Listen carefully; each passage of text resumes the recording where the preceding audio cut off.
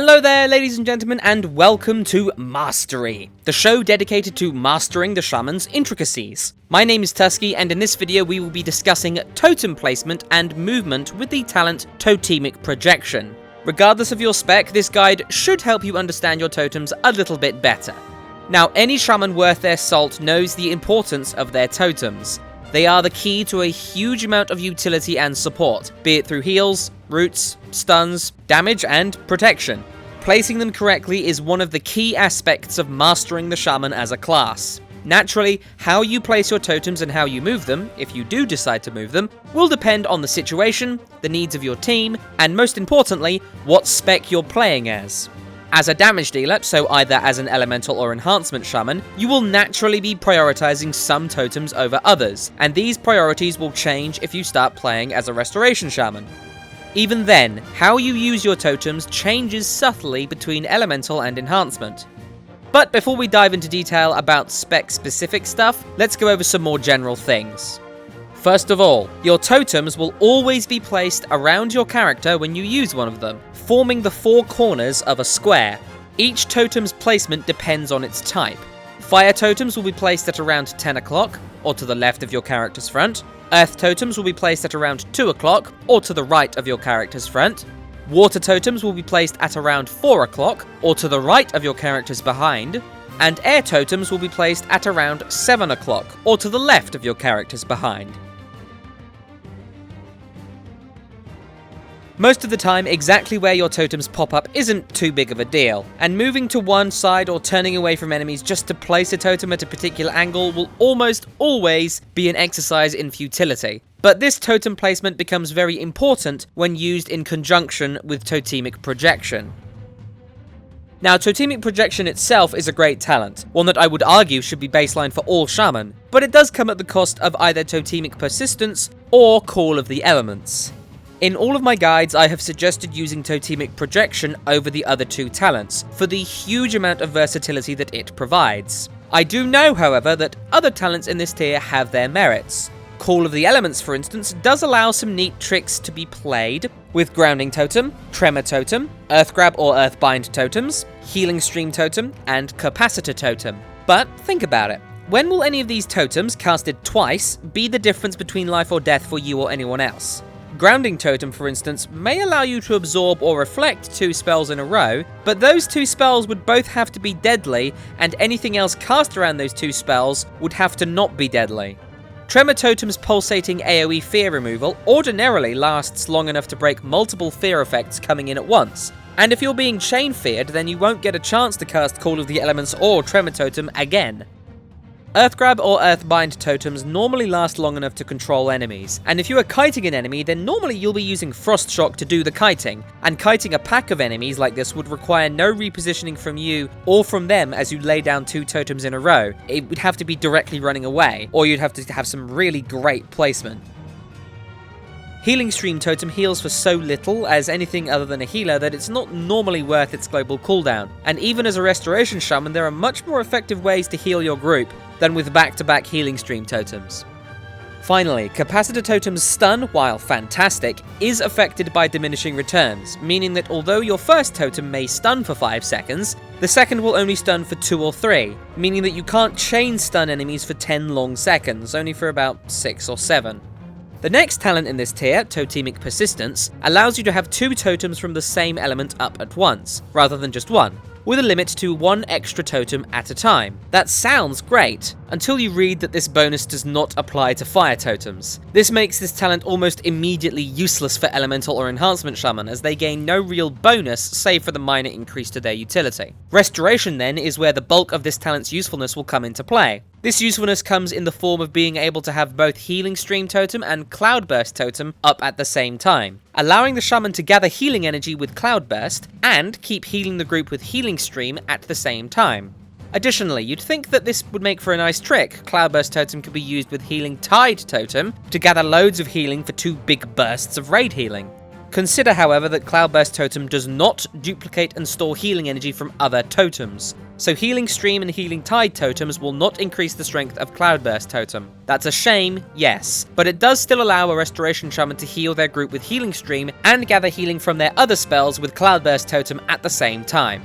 However, doesn't this whole concept go against itself? The whole point of a Cloudburst Totem is to gather your healing, and when it's up, you want to strike a balance between conserving your mana and blanketing the raid with healing so that you have a strong burst from the totem. And the point of Healing Stream Totem is to provide a bit of extra healing onto 1 or 2 extra people. It's kind of like a mini healer for its duration.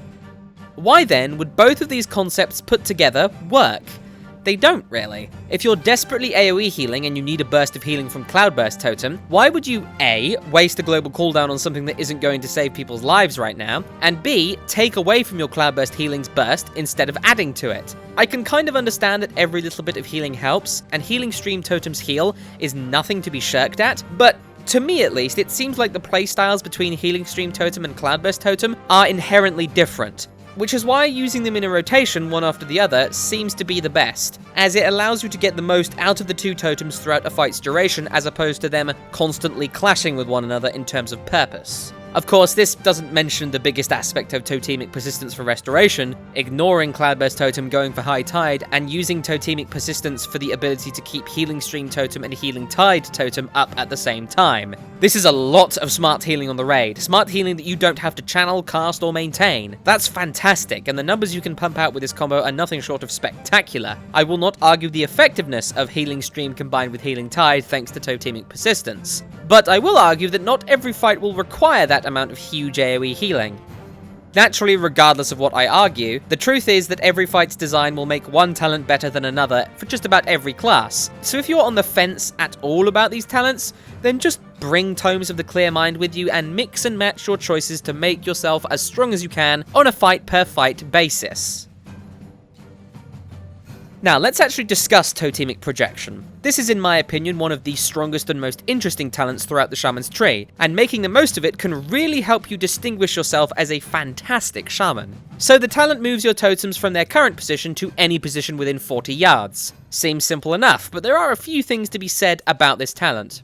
First of all, Totemic Projection will not extend, reset, or resummon the totems that it moves. It literally moves the NPCs. It doesn't delete them and then resummon them at the location. This means that the totems will continue to do their thing. None of their casts will be interrupted in any way short of being moved out of range of their target.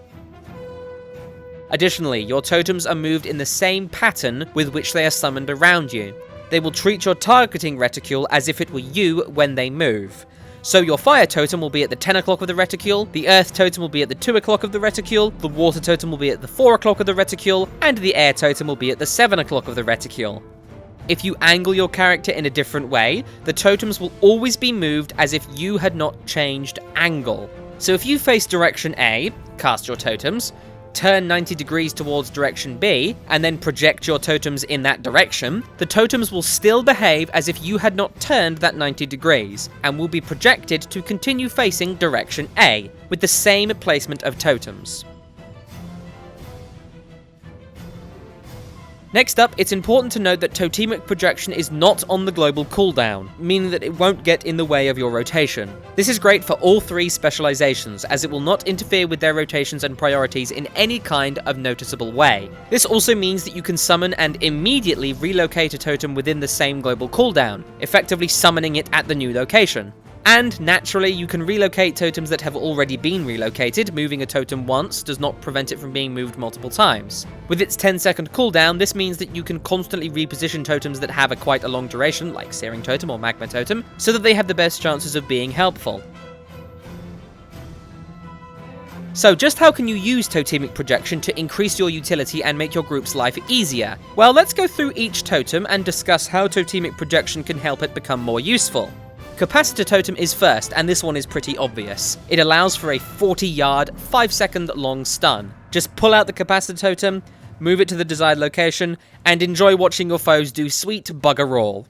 Just a couple of notes about this though. First of all, since Capacitor Totem has at most a 5-second charging time and at least a 3-second charging time, and Totemic Projection has a 10-second cooldown, you'll only have one chance to relocate the totem to a useful position. Remember that since air totems appear at the 7 o'clock of your character, they will relocate just behind and to the left of your targeting reticules. If you throw this out without thought, it can be very easy to miss some enemies, especially if there are a lot of them.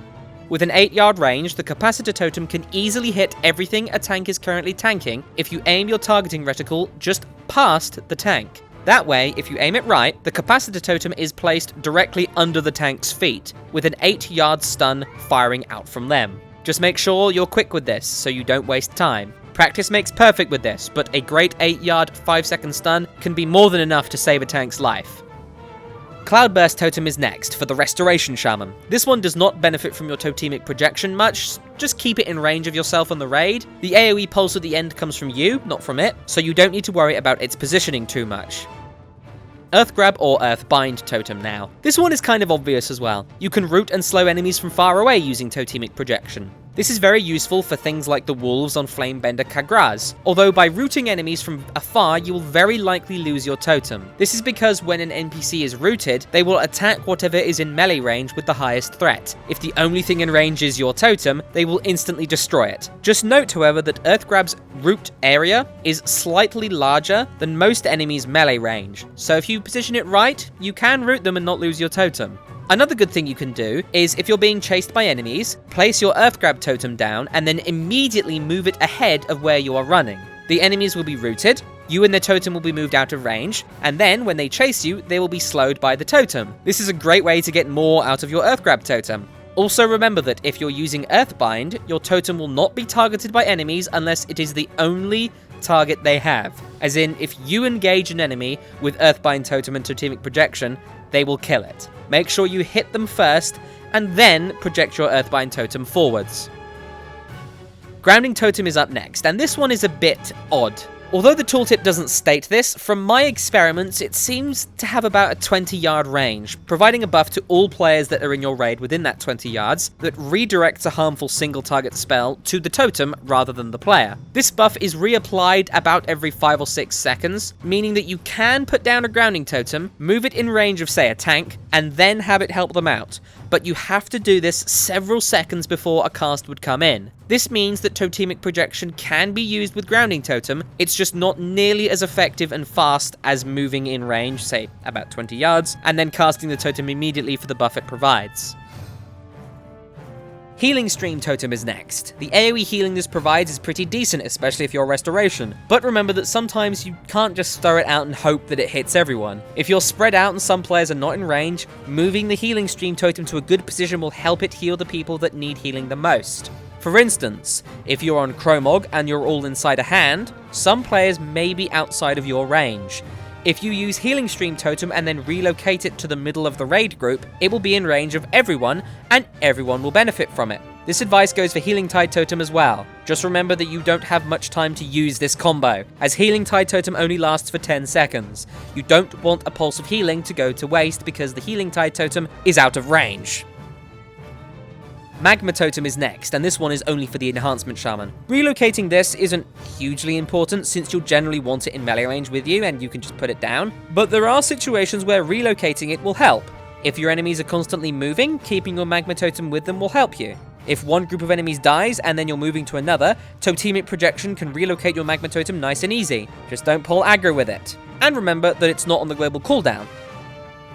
Searing Totem is up next, and this one is actually really important. If your Searing Totem is out of range, about 40 yards, despite the tooltip reading 401 yards, that's a lie, it's only 40, then if it's out of range, it will not be able to deal any of its damage. Make sure you constantly keep your Searing Totem in range of enemies with Totemic Projection. This allows you to save a global cooldown that you would have otherwise spent replacing the totem, and it means that your Searing Totem's casts are never interrupted, as Totemic Projection does not interrupt casts. When you resummon a totem, it deletes the old one and then places a new one next to you, meaning that it has to start casting again. But if you move it with Totemic Projection, it just keeps casting. Remember that the totem appears at the 10 o'clock of you and your reticule. Don't take chances with its range, always make sure that it has room for enemies to move. It won't draw aggro unless everyone is dead and you haven't touched the enemy yourself, so you can put this as close as you would like. Spirit Link is next for the Restoration Shaman. This is a hugely powerful raid cooldown, so relocating it can be a huge help if you do it correctly. Consider that for most fights you will be part of one group, normally the ranged group, and that there will be another group, normally the melee group, that a Spirit Link will not reach if you just place it at your feet. One great technique here is to put down the Spirit Link during a period of intense damage, let it sit for where it is about 3 or 4 seconds, reducing damage and redistributing your group's health, and then, right before it will expire, relocate it to the other group. One great example of this is on Cromog. I use a Spirit Link totem as a Stone Breath comes in, using it to protect the ranged group, and right before the totem expires, I throw it onto the melee. This brief moment of Spirit Link protection will redistribute the health of the second group, helping to stabilize it. Using totemic projection this way is a fantastic means with which to get more out of your Spirit Link totem, turning this hugely potent raid cooldown into an even better way of keeping people alive. Note that Spirit Link totem is an air totem, so it will appear at the 7 o'clock of your character and your targeting reticule. Stone Bulwark Totem. Again, this one doesn't see much use from totemic projection, just keep it fairly close to you and you'll be just fine. As long as it isn't on the other side of the room, you won't have any problems. Tremor Totem now. With a 30-yard range, this one can easily be out of range of other players, especially if you're all spread out. Since it only lasts 10 seconds, you only have one chance to relocate it. Make sure that it's done a single pulse or a few pulses around you by waiting a couple of seconds and then relocating it to where it will see the most use.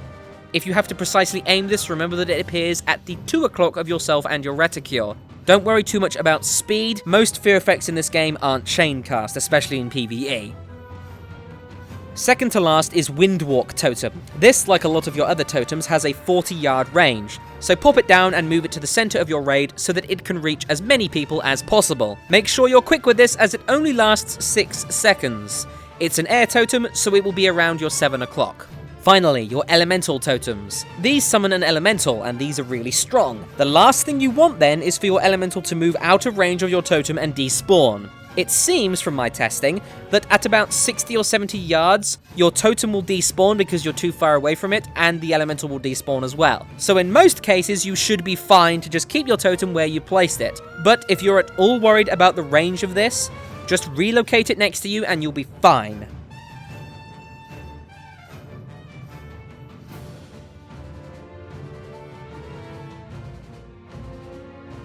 Liquid Magma. This requires you to have your fire totem in the right position, either to hit as many targets as you can, or to avoid hitting a CC'd enemy. So, use totemic projection to move it to the ideal position. Remember that Liquid Magma has a 40-yard range, just like a Searing Totem. So if your Searing Totem can hit an enemy, Liquid Magma can too. So those are all of your totems and how they work with totemic projection. A couple of final notes before we finish.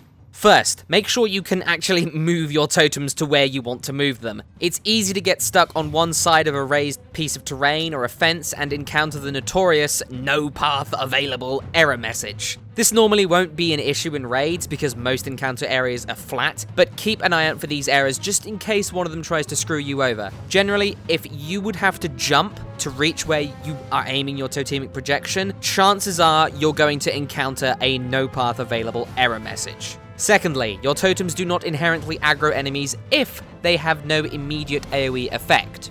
You can put your Searing Totem as close to enemies as you'd like and it won't aggro. Same with Healing Stream, Tremor, Grounding, etc. But using a totem with an AoE effect like Magma, Earth Grab, or Capacitor will aggro enemies, although Capacitor won't aggro until it's exploded, which is a nice way of starting a fight. Just note that although your totems won't aggro enemies, your elementals will. So don't stand too close at the start of a fight or you might accidentally pull, and that's a horrible moment for everyone. So that concludes this video. I hope you enjoyed it and you found it helpful. If you have any questions, thoughts, comments or suggestions, you can contact me using the links in the description, or you can just leave a comment. As always, I offer my heartfelt thanks to my patrons for allowing videos like this to exist, with thanks today going out to Till Altmans. Thank you very much for watching, and I wish you the best of luck as the Master of the Elements.